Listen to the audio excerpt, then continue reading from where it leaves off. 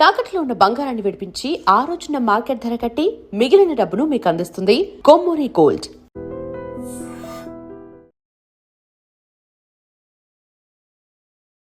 Welcome to iDream. ఈరోజు మనతో పాటు Fidicus homeopathy CEO doctor Bharadwaj గారు ఉన్నారు. మాట్లాడదాం. నమస్తే అండి, వెల్కమ్ టు అవర్ షో. నమస్తే అండి సార్, ఇప్పుడు కాలంలో చూసుకుంటే చాలా మందికి నీ పెయిన్స్ అనేది కామన్ అయిపోయాయి. అసలు ఈ నీ పెయిన్స్ అనేది ఎందుకు వస్తాయి? రైట్. సో మీరు చెప్పింది అబ్సల్యూట్లీ నిజమండి. ఒక చిన్న స్టోరీ చెప్తాను. మా నాన్నమ్మకి ఇప్పుడు 92 ఇయర్స్ మాతోనే ఉంటారనమాట. తను చిన్నప్పుడు 13-14 ఇయర్స్ ఉండేటప్పుడు ఏంటంటే వాళ్ళు ఒక ప్లేస్లో ఉండేవాళ్ళు. అందరూ ఈవినింగ్ ఒక గుడి దగ్గర వచ్చి కూర్చొని, పెద్ద బండ ఉండేదంట అక్కడ.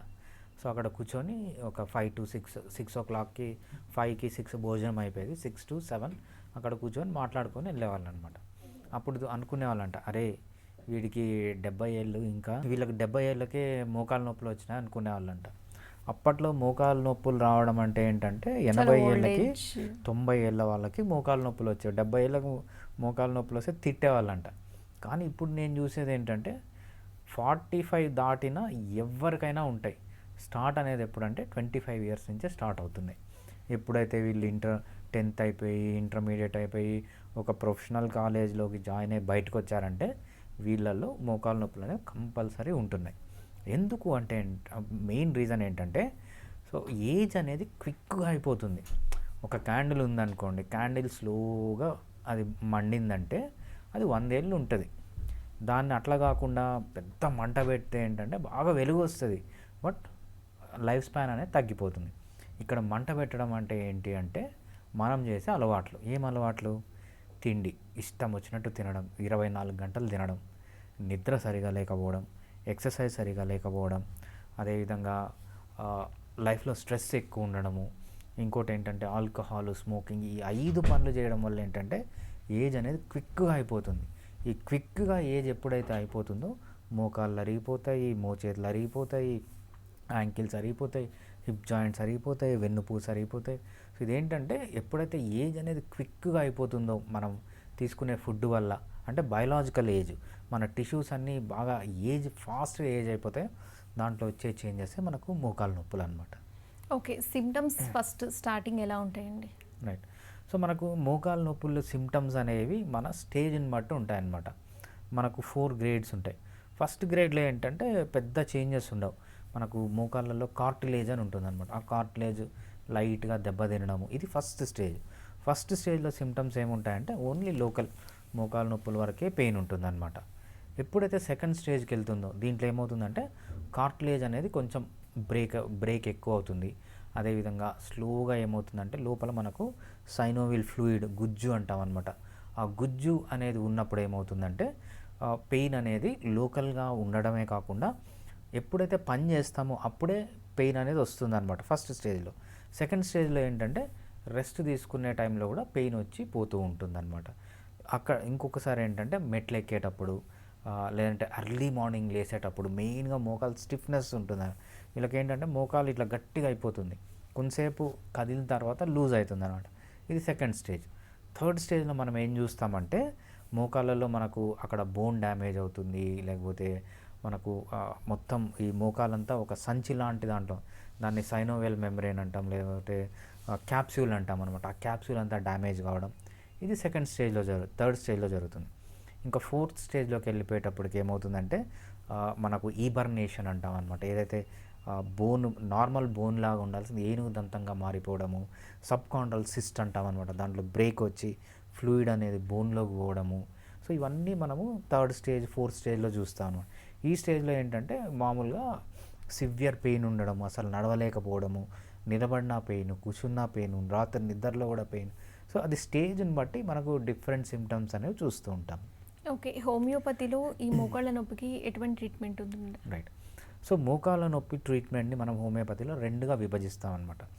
ఫస్ట్ స్టేజ్, సెకండ్ స్టేజ్లో ఉన్నప్పుడు ఎలా చేయాలి, థర్డ్ స్టేజ్, ఫోర్త్ స్టేజ్లో ఉన్నప్పుడు ఎలా చేయాలి. ఫస్ట్ స్టేజ్, సెకండ్ స్టేజ్ అనుకోండి.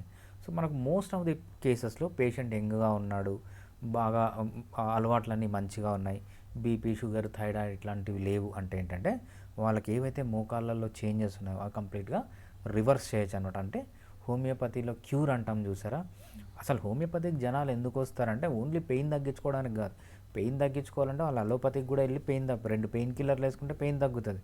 బట్ హోమియోపతికి వచ్చేది ఏంటంటే ఆ పెయిన్ తగ్గాలి, బట్ పెయిన్ కిల్లర్ల వల్ల సైడ్ ఎఫెక్ట్స్ ఉండకూడదు. అదేవిధంగా ఆ మోకాలు ఏదైతే డ్యామేజ్ అయిందో అది రివర్స్ కావాలని వస్తారనమాట. అందుకు మనం ఏంటంటే ఫస్ట్ స్టేజ్ సెకండ్ స్టేజ్లో ఉన్నప్పుడు మోకాల్ని కంప్లీట్గా రివర్స్ చేసే ఛాన్స్ అనేది ఎక్కువగా ఉంటుంది. అదే థర్డ్ స్టేజ్ ఫోర్త్ స్టేజ్ అలోపతిలో ఏంటంటే థర్డ్ స్టేజ్ ఫోర్త్ స్టేజ్లో కంపల్సరీ సర్జరీకి వెళ్ళాలి. టోటల్ నీ రీప్లేస్మెంట్ అంటారా, నీ మొత్తం రీప్లేస్ చేయాలి. ఆ స్టేజ్లో కూడా మనకు 100 కేసెస్ కానీ వస్తే ఎవరన్నా అలోపతి డాక్టర్ దగ్గరికి పోయి నువ్వు ఇప్పుడు మోకాళ్ళు రీప్లేస్ చేయించుకోవాల్సిందే, మోకాళ్ళు మార్చుకోవాల్సిందే, సర్జరీ మ్యాండేటరీ అనేవాళ్ళు మనకు 100 కేసెస్ వస్తే ఆల్మోస్ట్ 95 to 98% ఆఫ్ ది కేసెస్లో వాళ్ళని సర్జరీ వరకు పోకుండా మనం మోకాళ్ళని మెయింటైన్ చేసుకుంటూ రావచ్చు. పెయిన్ తగ్గించచ్చు, ఫర్దర్గా డ్యామేజ్ ప్రివెంట్ చేయొచ్చు. అదే కాకుండా కొంతవరకు రివర్స్ చేయొచ్చు అనమాట. థర్డ్ స్టేజ్ ఫోర్త్ స్టేజ్లో కంప్లీట్గా రివర్స్ చేయలేం. బట్ ఏదైతే అలోపతిలో సర్జరీ అన్నా చేసుకోవాలి, లేకపోతే లైఫ్ లాంగ్ పెయిన్ కిల్లర్స్ వాడాలి. హోమియోపతి మెడిసిన్స్ ద్వారా సర్జరీ లేకుండా సైడ్ ఎఫెక్ట్స్ లేని మెడిసిన్ లైఫ్ లాంగ్ యూజ్ చేస్తూ థర్డ్ స్టేజ్లో ఫోర్త్ స్టేజ్లో కూడా మనము విత్ హోమియోపతి ట్రీట్మెంట్ చేసుకోవచ్చు. Okay, third stage fourth stage అయితే లైఫ్ లాంగ్ వేసుకోవాలి homeopathy. Right, yeah. And first stage second stage అయితే ఎంతకాలం వేసుకుంటే సరిపోతుంది? ఫస్ట్ స్టేజ్ సెకండ్ స్టేజ్ అనేది మళ్ళీ పర్సన్ బట్టి ఉంటుంది అనమాట. సో పర్సన్ బాగా యంగ్గా ఉన్నారు, బీపీ కానీ షుగర్ కానీ థైరాయిడ్ కానీ లేవు, లేకపోతే వేరే అలవాట్లు లేవు, ఆల్కహాల్ కానీ స్మోకింగ్ కానీ, నిద్ర బాగపోతున్నారు, వీళ్ళల్లో ఏంటంటే 3 to 6 months వాడితే సరిపోతుంది. ఇంకా ఈ ప్రాబ్లమ్స్ అన్నీ ఉంటే వాళ్ళ ప్రాబ్లమ్స్ని బట్టి ఒక్కొక్కసారి 6 months to 1 year కూడా కొంతమంది వాడాల్సి వస్తుంది. సో వాళ్ళు ఏ స్టేజ్లో ఉన్నారని ఎలా రికగ్నైజ్ చేస్తారు మీరు? ఏ స్టేజ్లో ఎలా ఉన్నారనేది మనము 2 రకాలుగా రికగ్నైజ్ చేస్తాం.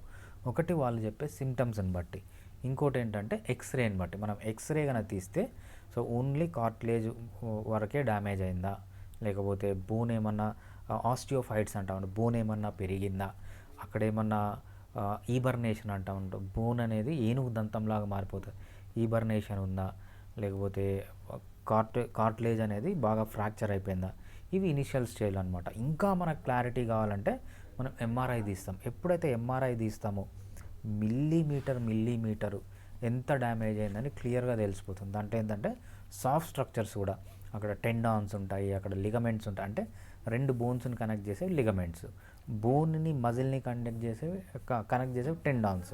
క్యాప్సూల్ అనేది మన మోకాలు మొత్తం ఒక ఫైబరస్ క్యాప్సూల్లో ఉంటుంది. ఆ క్యాప్సూల్లో ఏమైనా డ్యామేజ్ వచ్చిందా అని మనము అంత డీప్గా చెక్ చేయాలి అంటే మనకు ఎంఆర్ఐ చేస్తే తెలిసిపోతుంది. ఓకే, ఈ మెడిసిన్స్ తీసుకునేటప్పుడు ఏమైనా డైట్ అంటే రిస్ట్రిక్షన్ చేసే ఫుడ్ కానీ, లేదంటే వాళ్ళు తీసుకోవాల్సిన జాగ్రత్తలు కానీ ఏమైనా ఉన్నాయా? మనము డైట్కి మోకాలు నొప్పికి సంబంధమే లేదు. ఏ డైట్ మెడిసిన్స్కి డైట్కి సంబంధమే లేదు. మెడిసిన్ తీసుకునేటప్పుడు ఏ డైట్ అన్నా తీసుకోవచ్చు. మనకు ఆయుర్వేద లాగా పులుపు తినద్దు, చింతపండు తినద్దు, పప్పు దినుసులు తినద్దు, అది చికెన్ తినద్దు, మటన్ తినద్దు, ఏం రిస్ట్రిక్షన్స్ లేవు, 0 restrictions. బట్ డైట్ మనం ఏం చెప్తామంటే హెల్దీ డైట్. వీళ్ళు 0 restrictions అంటే మళ్ళీ పోయి జంక్ ఫుడ్ తినడము, కేఎఫ్సీలో తినడము, లేకపోతే ఒక లీటర్ కూల్ డ్రింకులు తాగడము, కుంభాలు అన్నాలు తినడం, ఇట్లా చేయకూడదు. హెల్దీ డైట్ ఏదైనా పర్లేదు, లో కార్బోహైడ్రేట్ ఫుడ్, అంటే ఇర్రెస్పెక్టివ్ ఆఫ్ మోకాలు నొప్ప కాదా అనేది ఏదైతే హెల్దీ డైట్ అంటామో ఆ డైట్ తీసుకుంటే సరిపోతుంది. So third stage fourth stage అప్పుడు లైఫ్ లాంగ్ కంటిన్యూ చేయాలని చెప్పారు కదా, సో అప్పుడు ఏమైనా సైడ్ ఎఫెక్ట్స్ ఏమైనా ఉంటాయా లైఫ్ లాంగ్ వేసుకోవడం వల్ల? రైట్, హోమియోపతిలో ఉన్న బిగ్గెస్ట్ అడ్వాంటేజెస్ ఏంటంటే 0 సైడ్ ఎఫెక్ట్స్. మీరు ఏ మెడిసిన్ తీసుకున్నా కూడా, అంటే కరెక్ట్ హోమియోపతి మెడిసిన్స్ ఇస్తే, ఈ మధ్య కొంతమంది రాంగ్ మెడిసిన్స్ కూడా ఇస్తున్నారనమాట, హోమియోపతికి సంబంధం లేని కాంబినేషన్స్ అన్నీ ఇస్తున్నారు. ఒరిజినల్ హోమియోపతి కన్నా తీసుకుంటే మీరు 0 సైడ్ ఎఫెక్ట్స్. సో మేబీ 500 మందిలో లేకపోతే 1000 మందిలో ఒక్క సైడ్ ఎఫెక్ట్ చూస్తాం. ఆ సైడ్ ఎఫెక్ట్ కూడా చాలా ట్రాన్సియంట్గా ఉంటుంది. కొంచెం మెడిసిన్ డోస్ చేంజ్ చేసిన, ఒక 2 రోజులు స్టాప్ చేసినా అది కంప్లీట్గా పోతుంది. అలోపతి లాగా నరాలు డ్యామేజ్ కావడం, బ్రెయిన్ డ్యామేజ్ కావడం, కిడ్నీలు డ్యామేజ్ కావడం, కడుపులో మంట రావడం, డైజెస్టివ్ సిస్టమ్ డ్యామేజ్ కావడం, ఇట్లాంటివి ఏమి ఉండవు అనమాట. సో ఆల్మోస్ట్ 0 సైడ్ ఎఫెక్ట్స్ మనం హోమియోపతిలో చూస్తాం. Okay, thank you for info sir. Thank you. Thanks అండి.